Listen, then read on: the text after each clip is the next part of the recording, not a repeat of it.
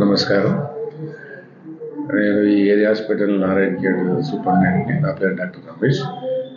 ఈ చలికాలంలో ముఖ్యంగా ఏమవుతుందంటే ఈ ఆస్మా ముసలి వాళ్ళు కానీ, పిల్లలకు కానీ, ఎలర్జీస్ ఉన్నోళ్ళు వీళ్ళందరికీ కూడా ఊపిరితిత్తుల సంబంధించినటువంటి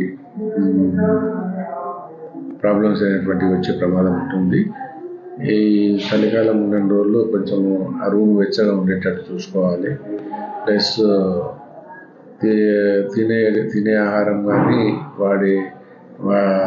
తాగడానికి నీళ్ళు కానీ కొంచెం వేడి చేసుకుని గోరువెచ్చగా ఉన్నప్పుడు తీసుకున్నట్లయితే లోపల కొంచెం వేడి అనేది ఉండి ఊపిరితిత్తులకు ఎలాంటి సంకోచించకుండా ఉండడం అనేది జరుగుతుంది. సో ఇలాంటి జాగ్రత్తలు తీసుకున్నట్లయితే ఈ ఆస్తమా లాంటి డిసీజెస్ అనేటువంటివి మనం నివారించినట్లు జరుగుతుంది. ఒకవేళ ఇలా ఆస్తమా కనుక అటాక్ అయినట్లయితే వెంబడే గవర్నమెంట్ హాస్పిటల్కి వచ్చి డాక్టర్ దగ్గర చూపించినట్లయితే మన డాక్టర్లు మంచి ట్రీట్మెంట్ ఇస్తారు. ఆ ట్రీట్మెంట్ తీసుకున్నట్లయితే వాళ్ళకి వెంబడే క్యూర్ అయ్యేటటువంటి అవకాశం ఉంటుంది. అలాగే పిల్లలకు కూడా ఈ చలికాలంలో కొంచెము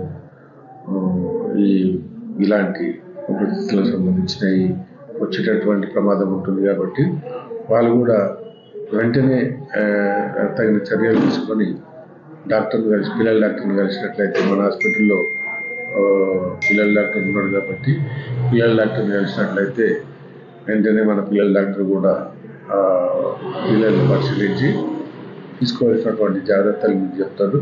ప్లస్ ఇవ్వాల్సినటువంటి ట్రీట్మెంట్ వెంటనే అందించాల్సిన ట్రీట్మెంట్ వెంటనే అందించినట్లయితే పిల్లలకు కూడా ఎలాంటి ప్రమాదం జరగకుండా ఉంటుంది.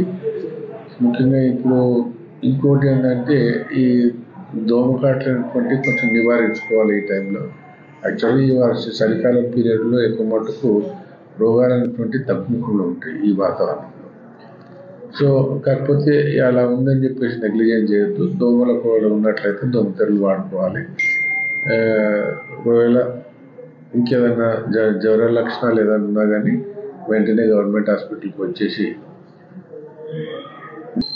వెంటనే ట్రీట్మెంట్ తీసుకున్నట్లయితే చాలా రకాల ప్రమాదాలను నివారించుకోవట్లేదు.